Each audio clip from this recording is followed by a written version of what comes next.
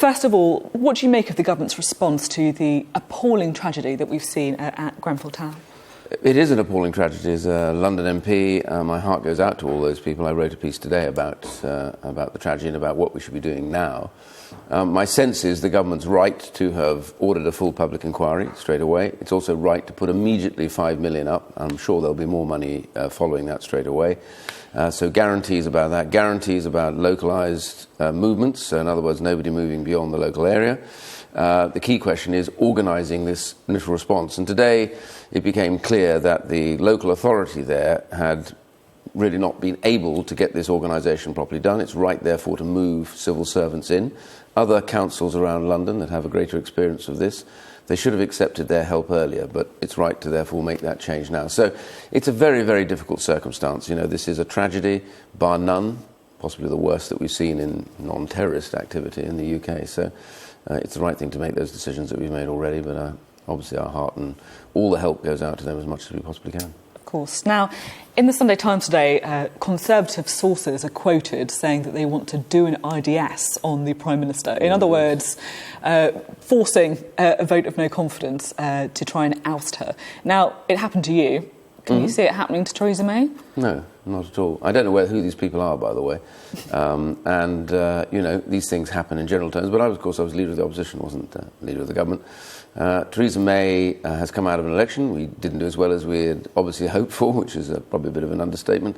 But the reality is that we need stability now, and we don't need silly people in the Conservative Party with big mouths and small brains running around the place trying to tell everybody what they're going to do. I think what they should do now is do what the rest of us want to do, which is try and support the government.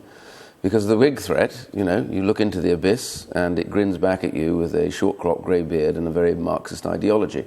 So we don't want to see that govern Britain, and therefore we have to get stable, get behind the Prime Minister and make sure that at the end of it all, that she has the strength and the potency to be able to go on and govern as her government does. Now, do you think that is partly why people are backing Theresa May at the moment after that pretty disastrous electoral results, because they're so worried about another election and Jeremy Corbyn getting into power? Well, first of all, we won the election. I mean, whichever way you cut it, we are the largest party. I know it's difficult. Well, you could argue that you didn't actually win the election, although you just emerged as the largest party. Hang on a second. Just imagine if we'd come from opposition to this position, you'd say, oh, you won the election. My point is we did not do as well as we'd hoped. We wanted a full working majority.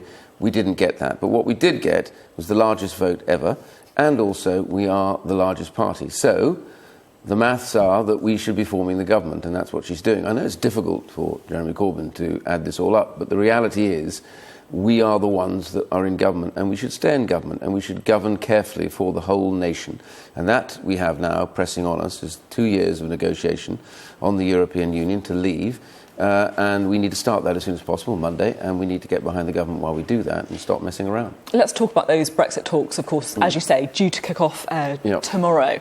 Now, Theresa May called the election to try and increase her mandate for her position on Brexit. She ended up losing seats. Does that mean that the government needs to soften or change its approach to leaving the EU? No, we've got to be very clear.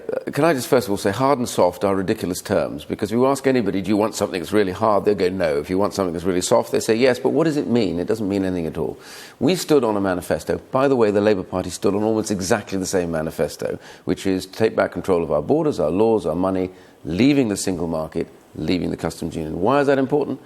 Because leaving the customs union gives us the prize of setting trade deals around the rest of the world. At the same time, though, people didn't really like your manifesto very much, did they? That's when the poll figures collapsed. Hang on a second, though. Labour stood on exactly the same manifesto, and it's interesting that was confirmed again this week by them that they would be leaving the single market and leaving the customs union. So 86% of the public voted for manifestos that contained leaving the single market and leaving the customs union. Now, that's the initiation of the negotiation.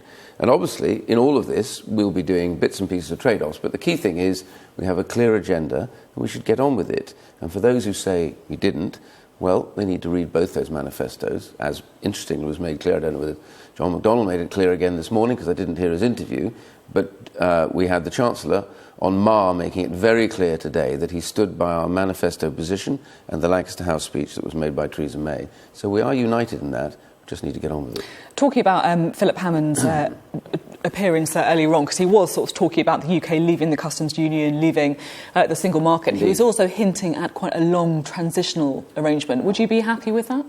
Listen, I've always been a great believer that I'll support whatever they get out of the negotiation, because the public voted to leave, but we obviously want to remain at the end of the day friends with our allies in the European Union. You know, some of my family live in Italy. I studied out there. I have huge affection for European countries.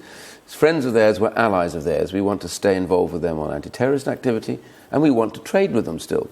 Now, it may be, as Pascal Lamy said a few months ago, we end up with a deal that says we have zero for zero trade, we have an agreement to have access to services, but we may take a little bit longer to thrash out all the details of the trade deal. But what we don't want to have is, as we leave, trade barriers. It's not in their interest, and it's not in ours. The problem is, of course, going to this negotiation, you actually got a weaker hand than before the election because of the smaller majority. It already looks as though the UK government is weakening its position on the order that we talk about things. Does that worry you? No, not really. I don't think so. I don't think it's any weaker or any stronger. The idea of the election was not to get strength in the European Union, but to make sure we could get all the bills and legislation through here at home. In the European Union, they have a simple point. We're leaving. They voted for it. And that's what we're going to be doing, discussing and negotiating that in the way that we said in the manifesto. Iain Duncan Smith, thank you very much for your time. My pleasure, Sophie.